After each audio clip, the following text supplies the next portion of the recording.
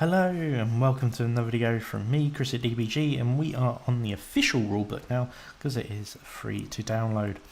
Maybe a forced hand because of the leak, but either way it's good to have the official release, and we are on strategic reserves. We're going to go through strategic reserves and see what else we can go through in this. Try and make it under 30 minutes, but my reading software always takes a while, but let's see what strategic reserves has changed and what else going forward has changed. If you want to see any of the other videos, please check it out in the playlist. That's going. Let's see what's changed.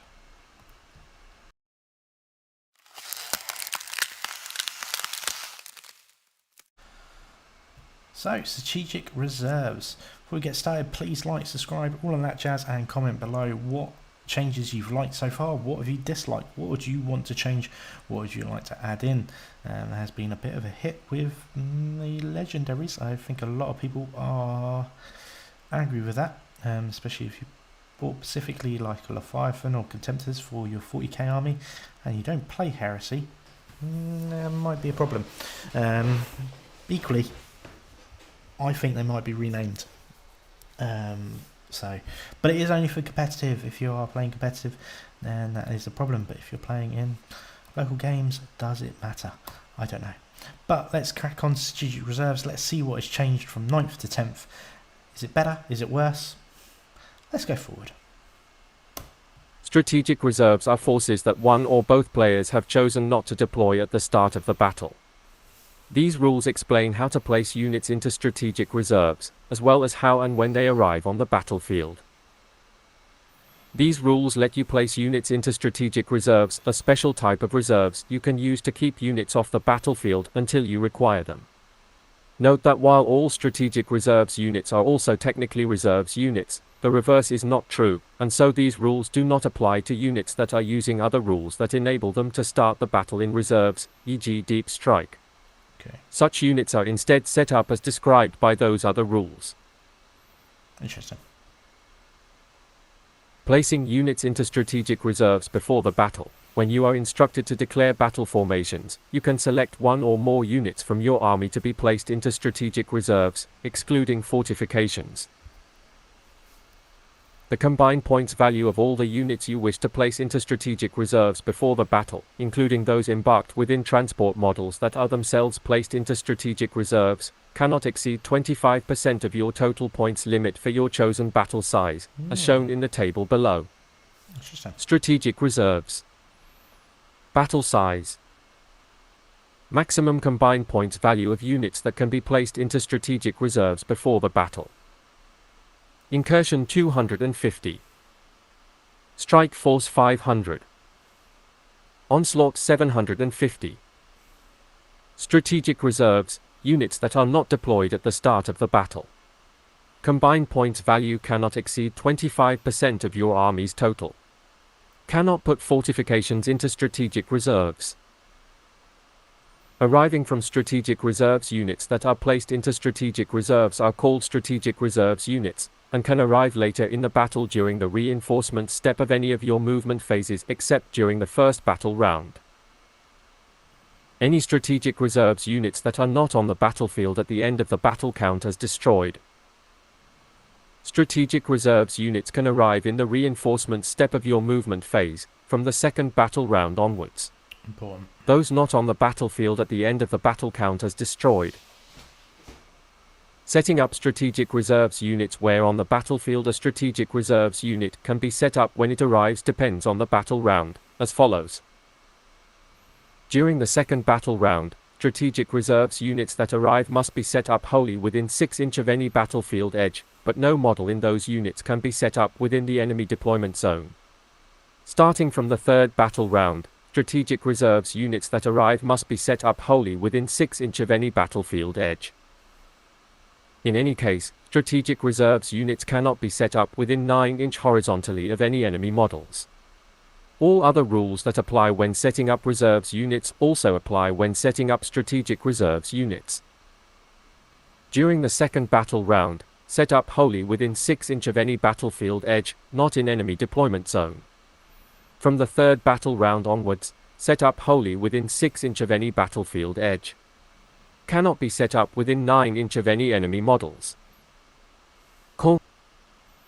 Okay, so a little bit of change. Strategic reserves, when they started introducing it, it used to be a CP, then they got rid of it. The table edge thing is quite cool, I think. So in theory, first round they're coming on your deployment edge, or not your enemies, and they have to be within 6 inches. A bit like an army reinforcing a set area. That makes sense. After that, after the third turn, they come on from any table edge. Obviously, you can't be within 9 of an enemy.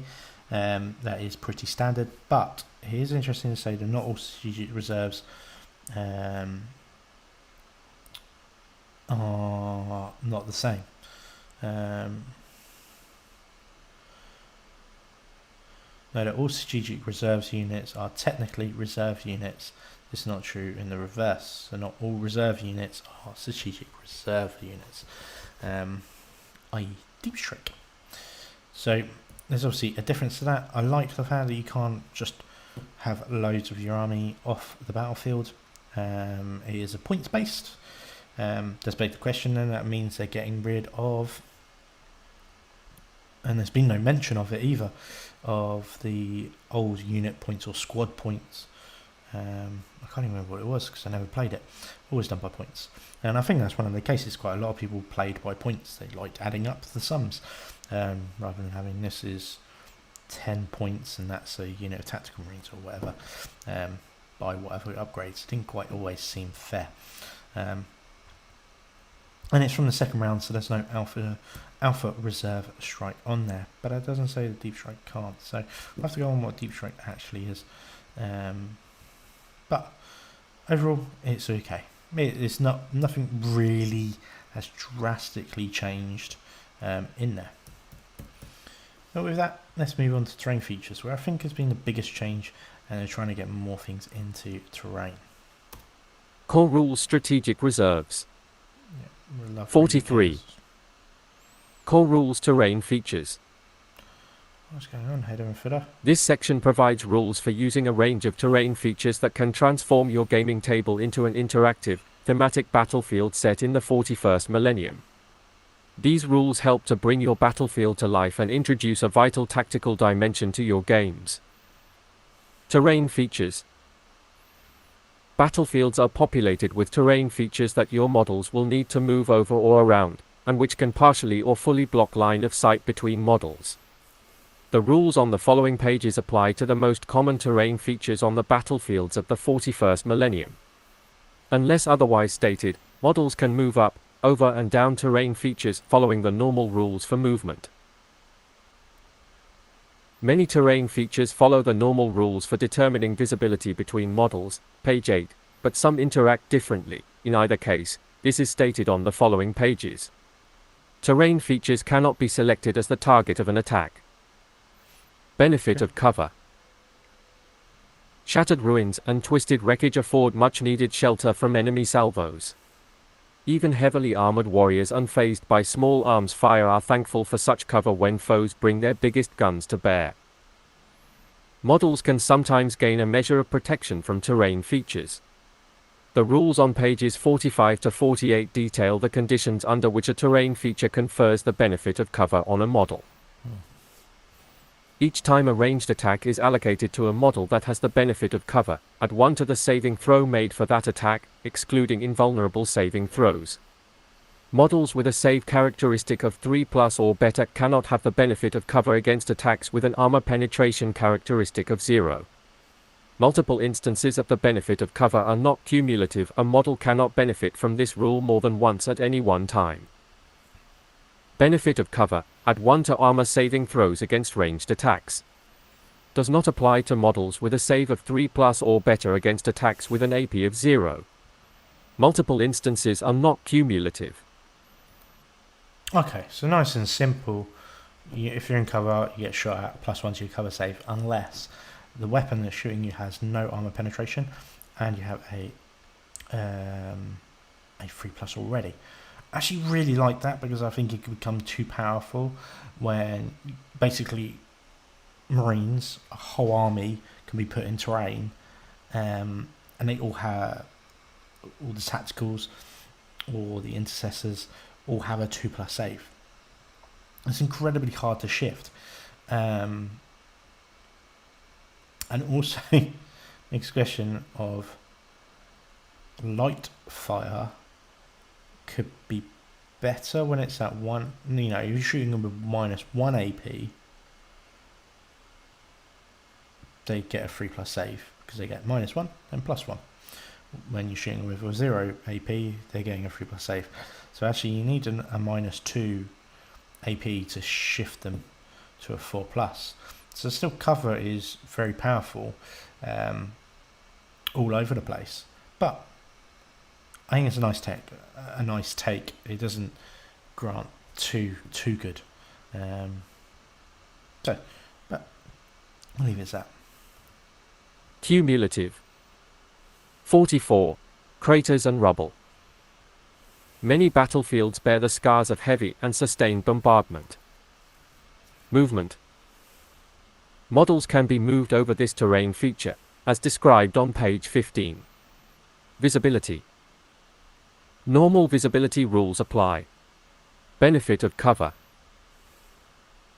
Each time a ranged attack is allocated to an infantry model that is wholly on top of this terrain feature, that model has the benefit of cover against that attack. Keywords: area, terrain, crater. Okay, and that's what the picture looks like, so go from there. Crater. Barricades and fuel pipes. Fuel pipes and purpose-made defense lines are excellent positions from which to repel the enemy. Movement. Models can move up, over and down this terrain feature, but they cannot be set up or end any kind of move on top of it. Visibility. Normal visibility rules apply. Engagement range. In the charge phase, if an enemy unit is within 1 inch of this terrain feature, a charging unit on the opposite side of this terrain feature can still make a charge move against that enemy unit, provided it ends that charge move as close as possible to this terrain feature and within 2 of that enemy unit. In the fight phase, units are eligible to fight and models can make attacks if their target is on the opposite side of this terrain feature and within 2 inch of them. Okay. Benefit of cover. Each time a ranged attack is allocated to an infantry model that is wholly within 3 inch of this terrain feature, if that model is not fully visible to every model in the attacking unit because of this terrain feature, that model has the benefit of cover against that attack. Keywords: obstacle, barricade. All pretty straightforward. Core so rules: far. terrain features.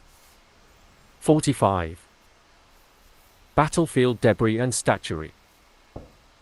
Discarded industrial machinery, power reactors, ancient statuary, and other detritus of war litter the battlefields of the 41st millennium. Movement. Models can move up, over and down this terrain feature, but they cannot be set up or end any kind of move on top of it. Visibility. Normal visibility rules apply. Makes sense. Benefit of cover.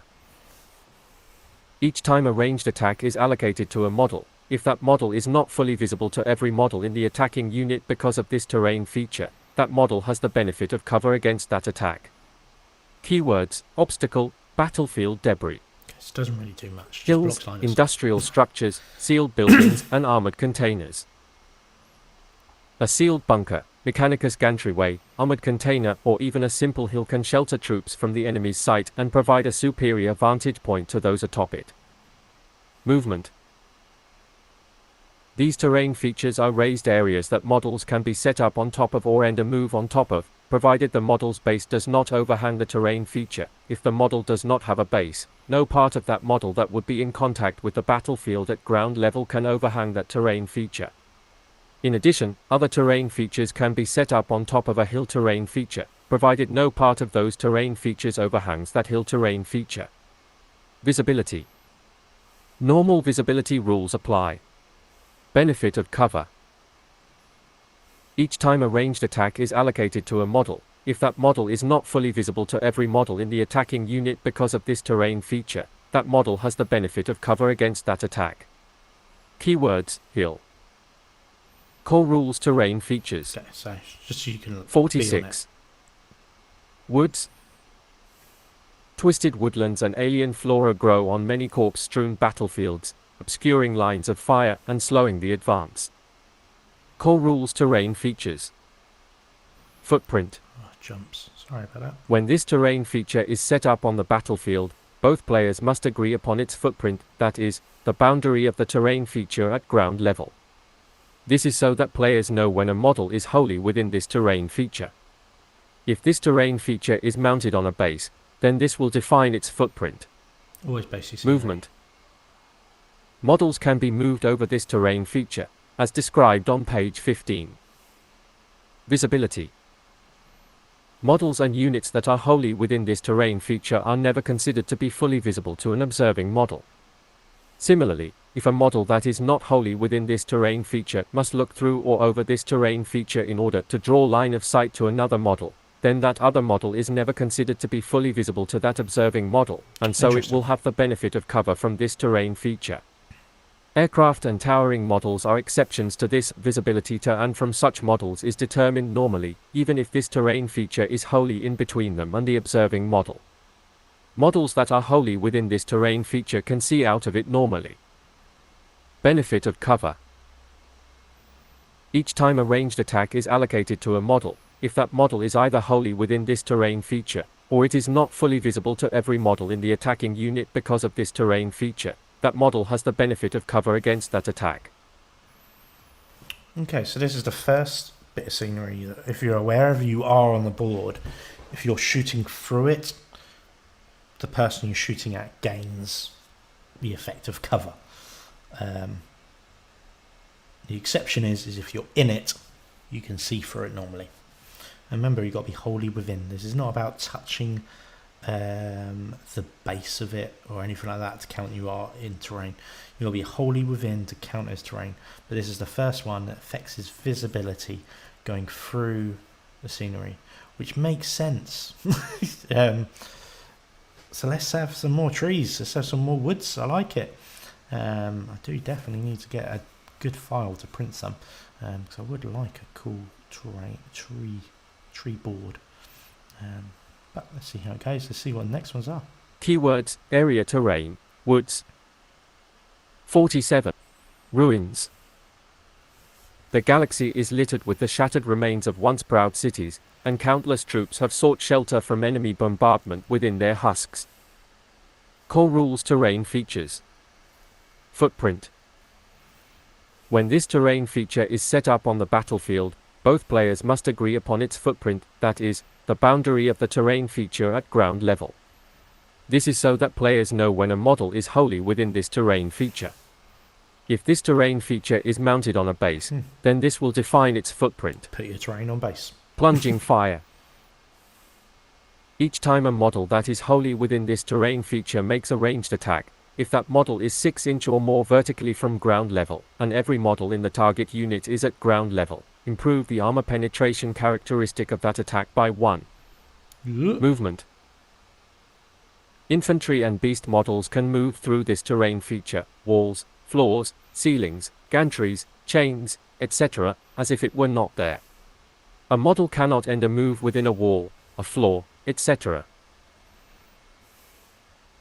Infantry, beasts, and fly models can be set up or end a move on any floor level of this terrain feature, but if that level is not the ground floor, such models can only do so if their base does not overhang the floor at that level. If a model does not have a base, no part of that model that would be in contact with the battlefield at ground level can overhang that floor.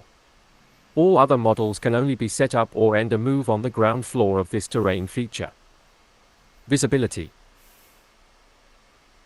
Models cannot see over or through this terrain feature, i.e. a unit outside this terrain feature cannot draw line of sight to a target on the other side of it, even if it would be possible to draw line of sight to that target through open windows, doors, etc.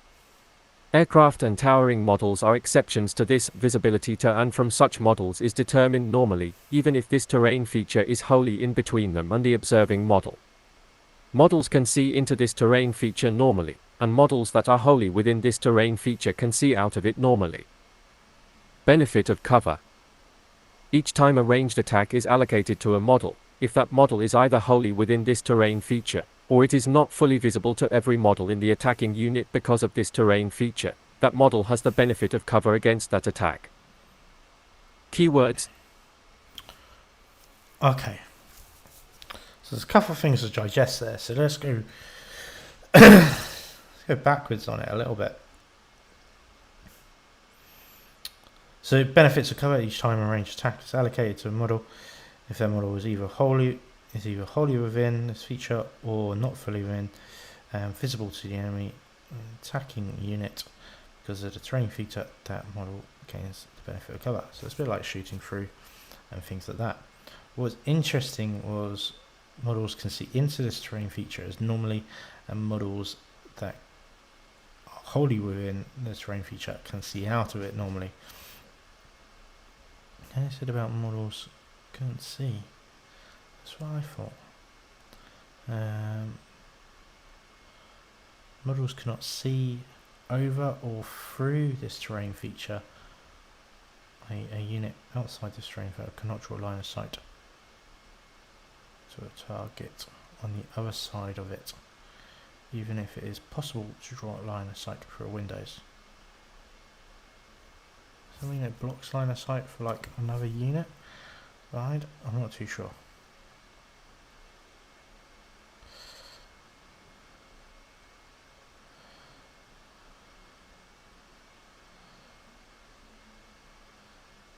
I think in theory then you can hide behind the scenery, but even if you can be shot at or seen, you can't be shot at? Models cannot see over or through this terrain piece. A unit outside this terrain feature cannot draw a line of sight straight through to a target on the other side of it, even if it would be possible to draw a line of sight to target through open windows. So yeah, you can hide behind the scenery, as you know, so you're not in the footprint of it, basically. That I don't like. If I can see it, I can shoot it. That's why I want a rule in. If you're in the scenery and you can be shot at, providing normal line of sight, obviously, or normal visibility, you're going to benefit from cover. Okay. Interesting thing that models, infantry and beasts, we did want to clarify that in our previous videos, was if you could move through it. Obviously they can, so that's good. Tanks, walkers, things like that can't just drive through it. That makes perfect sense. That is how it has been for a long time, and that's okay. I'm okay with that. What I found interesting is this plunging fire. So you're on a big bit of scenery and you're shooting down, you're getting +1 to your armor penetration. That is really big. Really big, considering heavy weapons get +1 to hit if they're stationary as well, with big guns don't tire.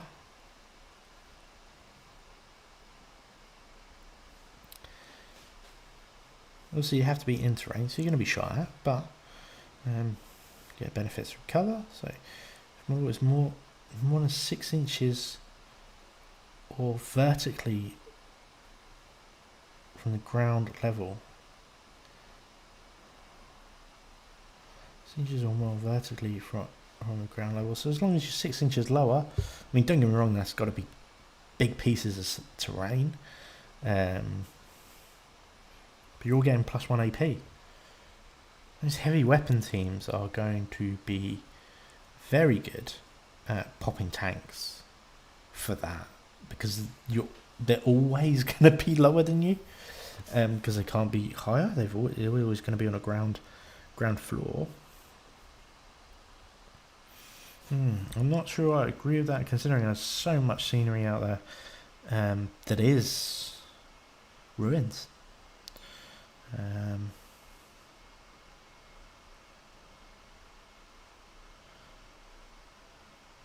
I still just don't like if it's hiding behind the footprint of the piece of scenery, I can't shoot it. I understand that, because it does have an element of more protection for combat units, because there is so much on a field that you can't shoot. But I think that just means that organisers or people, you just got to have better line of sight, blocking scenery. You know, not all on the ground floor having windows, for example, or just putting a flat rule. There is no open windows on that piece of on the piece of scenery, which is pretty much essentially what they've done for you. By saying you can't shoot through it. That's why the footprint is so important, because if you're going anywhere part through that, that's why that base is actually really important. Or scatter some stones around it if you want to do it as a triangle, or hard edge it as well. Quite a lot of people, which is from the point of a triangle to the other point of a triangle, especially on an L shape. I tend to base all my scenery, even like a crashed rhino. I tend to base, but that's just because I like having things with a footprint in a sense. So, but that's always been me ever since I worked for GW. So many years ago, that was what we got told we had to do on all our boards, which actually I really like. Okay. Keywords, area to 48. Example battlefields. In the far future, battles are fought across an infinite variety of strange and alien planets where no land is left untouched by the tempest of war. Crystal moons, derelict space hulks, carnivorous death worlds and war-ravaged cityscapes are just a few of the fantastical landscapes that can be recreated. Battlefields are typically created by placing battle zones next to each other. Battle zones are citadel terrain sets that include 2 boards, each approximately 22 inches by 30 inches in size, and a range of terrain features designed to be set up evenly on those boards for the best Warhammer 40,000 gaming experience. Don't worry if your battlefield doesn't match these requirements, but keep in mind that playing on a battlefield that is either a barren wasteland or filled to overflowing with terrain features may give an advantage to one side or the other. That's a given. Below is an example of a battlefield set up for a strike force battle, with a good mixture of different terrain features. I'll have a look at that. Fairly distributed across the battlefield. Their placement will create a dynamic gaming experience that doesn't favor one player over the other. Importantly, some terrain features that block visibility have been placed near the middle of the battlefield, ensuring that it is not easy to see from one side of the battlefield to the other. Battlefields where this is not the case can advantage armies that rely on shooting, or disadvantage armies that rely on melee.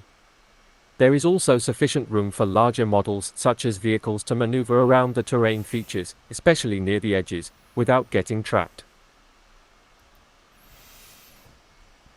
So it's basically saying have an even battlefield and have something in the middle, which is pretty standard already. So let's have a look at their picture.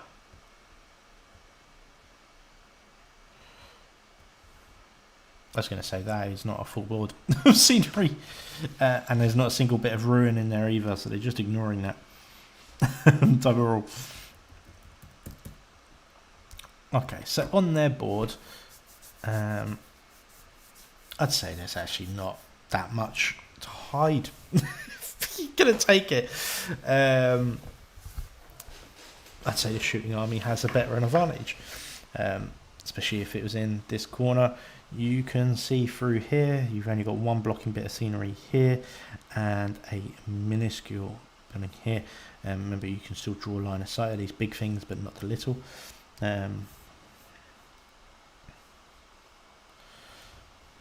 see if there's any more pictures. That's just a little zoomed in bit. Is there any more?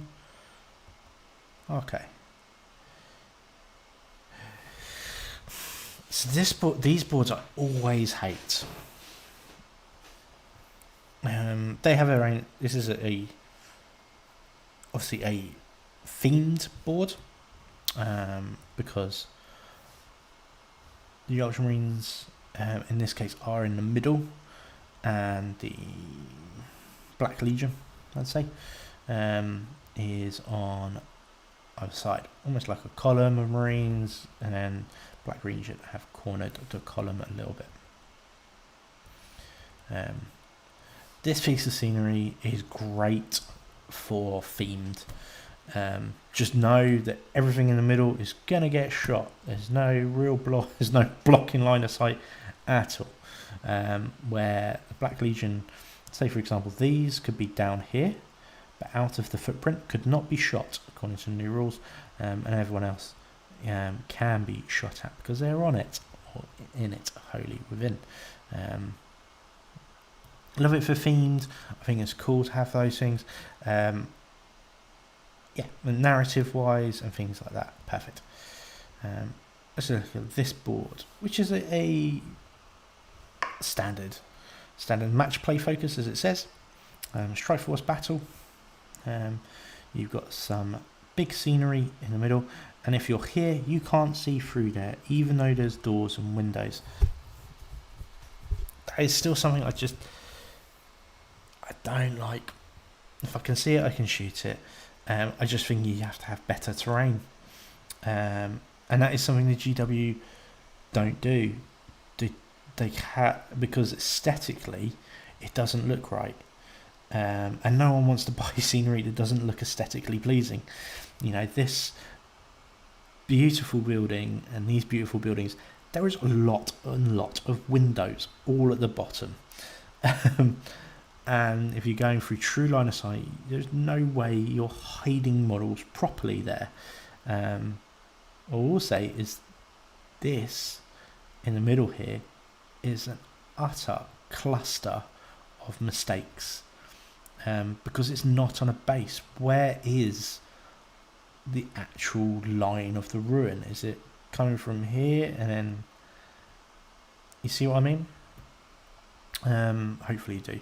Where everything else seems to be pretty square. You know, hard edge there, hard edge over there, assuming a hard edge there, and this is a block. So these are pretty, the four in the corners, pretty easy scenery to understand where the edges are and where it is. Where this is not so much, and that's actually really important piece of scenery, because if you're here, are you saying you can shoot? Say these guys, can they shoot over there? Could they shoot a squad that was there, going through the scenery? If these are two different bits of scenery, that is a kill zone gap, and you could. But if it's a whole piece of scenery, because it is a ruin, you could not shoot through it. Interesting. Equally, like these guys, like that ruined +1 AP, them shooting down there, all getting one extra 1 AP, which is cool. These equally coming down here, 1 AP, that gets very brutal very quickly. Is there any more examples? So combat patrol setups. Smaller piece of sceneries. Looks like a NID contraption there. And a librarian getting munched by some gene stealers. Scenery for this, it's a smaller board, you need it a little bit smaller. Actually, I think this is pretty even battlefield anyway. You got some blocking line of sight craters that match. You have a different piece of scenery either side. It's a standard easy board to cover. I don't think there's really much to add to it. This one here, I prefer it with the craters. I think craters are really good. This type of scenery here and here are all really pretty, but in game terms do very little, because there isn't much you're going to be able to hide. Where having 3 crates like that, it allows you to at least put a 5-man squad there, which can be vital for not only, you know, in this scenario, NIDs or Primaris, intercessors as well. I think that just allows, where here, if you put a squad there, they're not hidden. You put a squad here, you're going to be seen regardless. So one model's going to be shown out. Yes, you're going to gain maybe the benefit from cover, depending on where it is.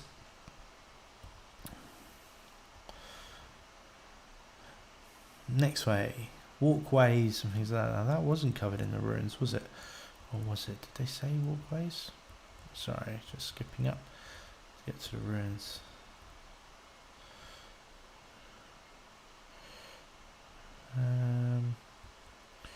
Ruin scout pass. No. So there was something called walkways, I'm sure, and I'm sure it was just like here. Hills, industrial, mechanical gateways. Yeah, so it's basically just line of sight. Okay, so this last one, this is scenery I've got loads of, and I do really like it aesthetically. But in game terms, it's awful because you can see all the way through it all the time. So that's a bad board as an example, in my opinion. Like I said, this is more narrative, where the top one's a little bit more match focus. Yeah, get that, but I still think narrative needs to be still needs to be fair, you know. In some of my game, what I always do is get some of the craters and put them under the walkways, so it becomes like a big block of lining scenery. Same as this, you know, put one there in the middle, one at the back, so you've got some elements of blocking scenery just to add in that as well. And it won't look out of place either for the narrative, which is important for the narrative story. So I wasn't originally going to add aircraft into this video, but the next video is about picking your army, in a sense, and aircraft doesn't really fit in there. I think it more comes under reserves. So I apologize, this PDF is really slow. But let's have a look at aircraft and see how much has really changed. Aircraft. The airspace above a battle is often thronged with activity. Fighters and bomber craft hurtle through the skies, dueling with one another and strafing enemy formations on the ground. Some models have the aircraft keyword. The following rules describe how such models operate on the battlefield. Deploying aircraft. When you are instructed to declare battle formations, aircraft models must start the battle in reserves instead of being set up on the battlefield. Once the battle has started, aircraft models are then treated as strategic reserves units for all rules purposes, page 43. Only units that are themselves placed into reserves can start the battle embarked within aircraft transport models that are in reserves. Aircraft in the movement phase. Aircraft models cannot advance, fall back, or remain stationary. If, when an aircraft model is selected to move in the movement phase, any enemy units are within engagement range of it, that aircraft model can still make a normal move. Each time an aircraft model makes a normal move, first move the model straight forward, and it must move a minimum of 20 inch. All parts of the model's base must end the move at least this far from where they started. After it has moved, it can pivot on the spot up to 90 degrees. This does not contribute to how far the model moves. If, when making a normal move, any part of an aircraft model's base crosses the edge of the battlefield, or it cannot move a minimum of 20 inch, that model's move ends and it is placed into strategic reserves. There is no upper limit to how far aircraft models can move, and their move characteristic is therefore 20 plus.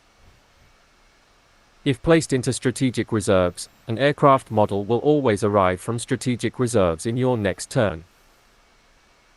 Aircraft can only make a normal move, and can do so even when within engagement range of enemy models. Aircraft must move straight forward at least 20 inch, and can then make one pivot of up to 90 degrees. Aircraft that cross the edge of the battlefield, or that cannot make their minimum move, are placed into strategic reserves.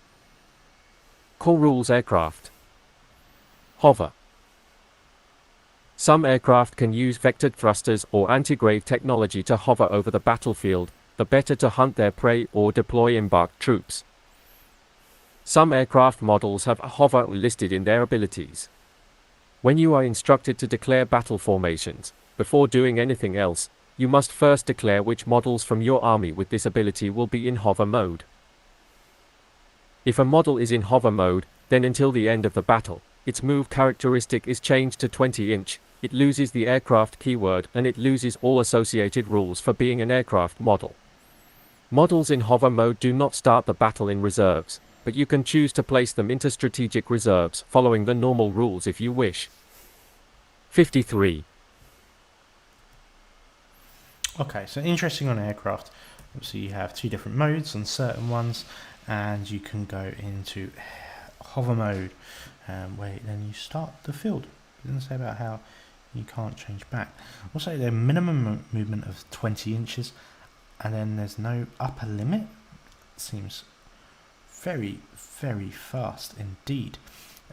But bear in mind, you will be going off the board at some time, and there's not much else you can really do about that. Only moving 90-degree angle at the end of your movement phase, or the end of that 20 inches. So you're only really going to get an aircraft for what, 3 turns? Coming on from turn 2, yeah, 3, 4, 5. Yeah, it's quite expensive. But let's hope your aircraft can do what it can do within those terms, in those limited terms that it is available. Let's see how it does.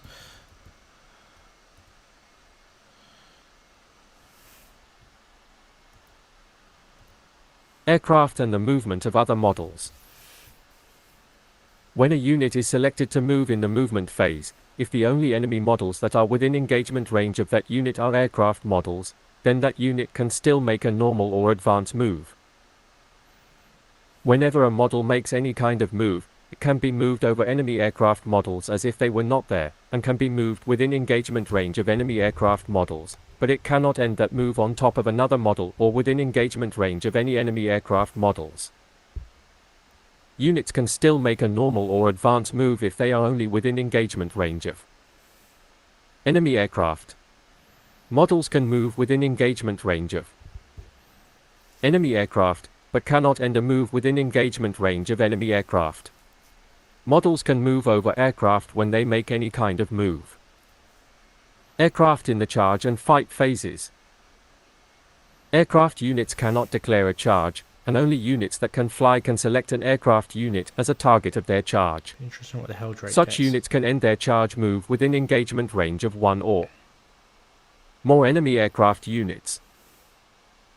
An aircraft model is only eligible to fight if it is within engagement range of 1 or more enemy units that can fly, and it can only make melee attacks against units that can fly. Only models that can fly can make melee attacks against aircraft units. Aircraft models cannot make pile-in or consolidation moves. Each time a model makes a pile-in or consolidation move, unless that model can fly, aircraft models are ignored for the purposes of moving closer to the closest enemy model. Only units that can fly can charge at or make melee attacks against aircraft. Aircraft cannot charge, pile in or consolidate, and can only make melee attacks against units that can fly. When a model piles in or consolidates, unless it can fly, ignore aircraft when determining the closest enemy model. Core rules aircraft. And you just have a nice picture of a board.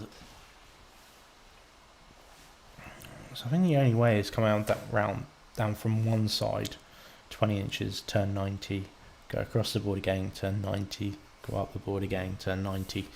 So you're going to do a nice square pattern. It's pretty much the only way you're going to stay on the board consecutively for loads of those turns.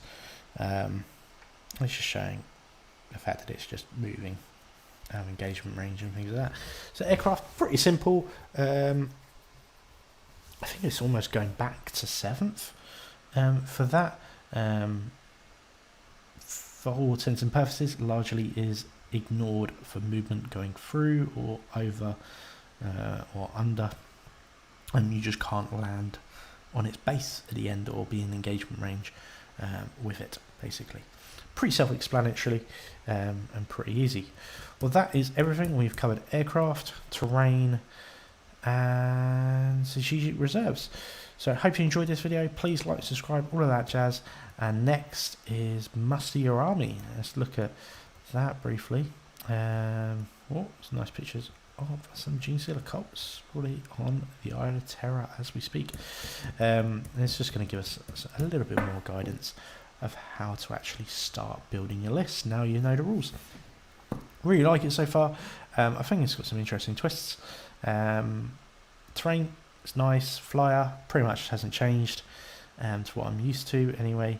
Didn't really use them in 9th, to be honest. And Siege Reserves, pretty self-explanatory as well.